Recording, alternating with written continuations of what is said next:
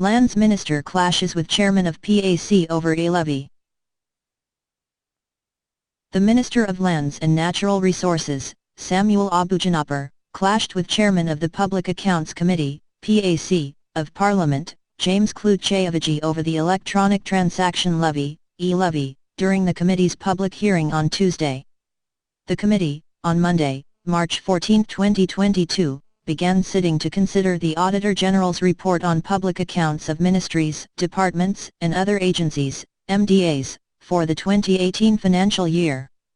The chairman had raised concern about MOMO, mobile money accounts that the administrator for stool lands said they have created for agents collecting rents for the agency in the hinterland, to ensure such funds are not kept too long in the hands of the collectors.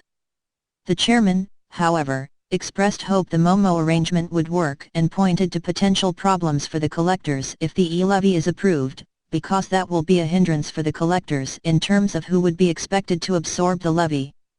He said, "Let's hope that this MOMO works, and if the amount the e-levy that is coming will be a hindrance to the MOMO, but this government is determined to pass the e-levy without considering things of this nature.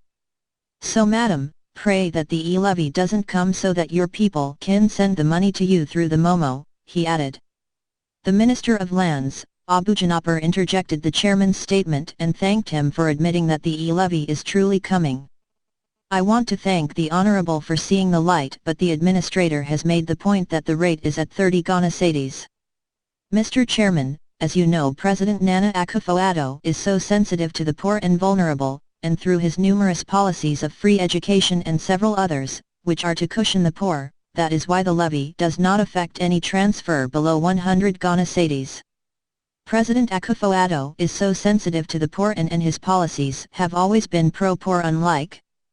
But because I'm before you, I can't make any comparisons."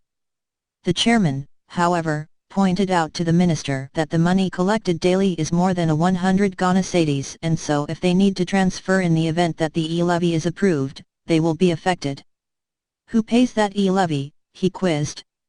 Abujanapur, in response, argued that intervention is required to build the national economy, hence the government is not taking it lightly. He said, "It was thought through by cabinet, thought through by the president, and the e-levy intervention is required just as it is happening in Kenya and in several countries across the world. It is intended to build our national economy that was hit by COVID, an economy that has been hit by global commodity prices. That intervention is never ever to punish the Ghanaian people, and I believe you know that.